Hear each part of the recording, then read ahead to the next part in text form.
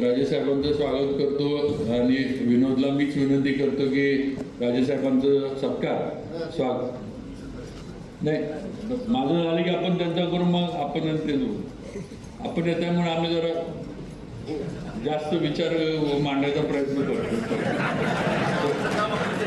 तोडके आपलं कसं तर जुळवत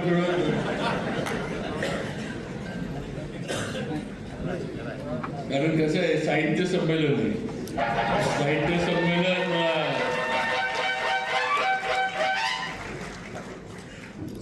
संमेलन हे पालकांचा हात लागल्याशिवाय यशस्वी होणार नाही हे आम्हाला सातारकरांना माहित आहे. मग आमचं आणि आमचे पालकमंत्र्यांना सगळ्यांच्या वतीनं विनंती आहे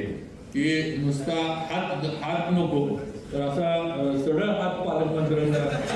असा म्हणजे असल्यावर नाही काय राजनीती बरोबर आहे पण सध्या काय झालंय माझ्याकडे बांधकाम खातं आहे मग ते दिसताना असं मोठं दिसतं बांधकाम खातं जोरदार आहे जरा मला आधीची देणी देणं एवढं काय की त्यातलं इकडं काय पर्यटनपेक्षा मोठं खातं नाही पर्यटन ठीक आहे मी ते पण मान्य करतो की पर्यटनपेक्षा मोठं आहे पण आत्ता द्यायला माझ्याकडे जरा कमी आहे तुमच्यापेक्षा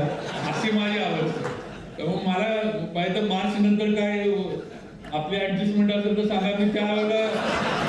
तुमच्या इकडे काहीतरी भरपाई पालकमंत्र्यांच्या ह्याच्यात करून देतो. पण आता साहित्य संमेलनाला जरा हात पालकमंत्री म्हणून जिल्ह्यात थोडा ढिला सोडा म्हणजे यशस्वीरित्या होईलच आणि आपण 100% आमच्याबरोबर आहात याची आम्हाला खात्री आहे. आपण पूर्ण कारण राजे जरी शेवटी पाटणचे आमदार जरी असले तरी राहतात सातारा रहिवासी ते सातारचे नाही आमच्या संबंधीचा विषय कधी शाळा पण शिक्षण पण साताऱ्यात घेतले. आता म्हणू नका ते माझ्या संबंधीनं कारण